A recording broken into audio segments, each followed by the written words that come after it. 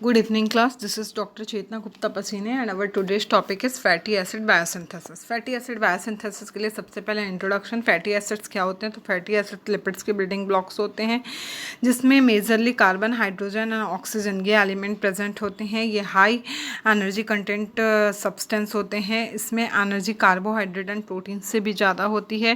Fatty acid जो होता है वो कार्बोक्सिलिक एसिड का एक लॉन्ग चेन होता है जिसमें हाइड्रोकार्बन साइड ग्रुप्स के फॉर्म में ऐड होते हैं। यहाँ पे केमिकल रिएक्शन केमिकल फॉर्मूला आप देख लीजिए। इसके बाद में फैटी एसिड जो होते हैं डिफरेंट बायोमॉलिक्यूल्स और कॉम्प्लेक्स के साथ में अटैच होते हैं और वो कुछ मॉलिक्यूल्स का फॉर्मेशन करते हैं। उनमें से कुछ है ग्लाइकोलिपिड्स, फॉस्फोलिपिड्स एंड स्टेरॉल्स।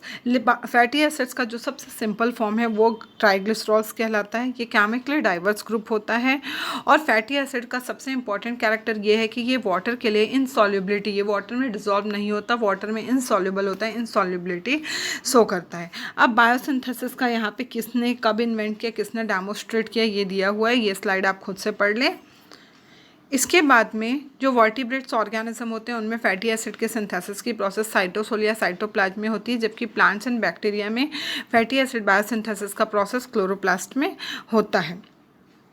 और फैटी एसिड बायोसिंथेसिस का जो प्रोसेस है वो beta oxidation of fatty acid, मतलब फैटी एसिड के टूटने का बिल्कुल रिवर्स प्रोसेस होता है।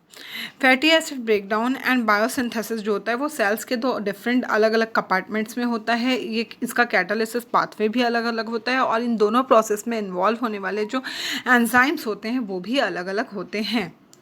कौन कौन से एंजाइम्स है जो फैटी एसिड बायोसिंथेसिस में इन्वॉल्व होते हैं? उनमें दो मेन एंजाइम है। फर्स्ट है आपका एसिटिल कोएंजाइम है कार्बोक्सिलेज एंजाइम एंड सेकंड है आपका फैटी एसिड सिंथेटेज एंजाइम। और इन एंजाइम्स के साथ में जो कोफैक्टर्स इन्वॉल्व होते हैं उनमें से फर्स्ट है आपका बायोटिन कोफैक्टर NADH। ये एक रिडक्टेंट है। ये ऑक्सीडेशन एंड रिडक्शन की प्रोसेस में या रेडॉक्स पोटेंशियल में इंपॉर्टेंट रोल प्ले करते हैं इस पूरे प्रोसेस में। और थर्ड कोफैक्टर एक आयन है मैग्नीशियम। ये है यहाँ पर एसिटिल कोएंजाइम में कार्बोक्सिलेज का स्ट्रक्चर है, देख लेंगे आप लोग। फैटी एसिड सिंथेटेज जो है वो टू टाइप के होते हैं, fatty acid synthetase first and second, और दोनों ही फैटी एसिड बायोसिंथेसिस में इन्वॉल्व होते हैं।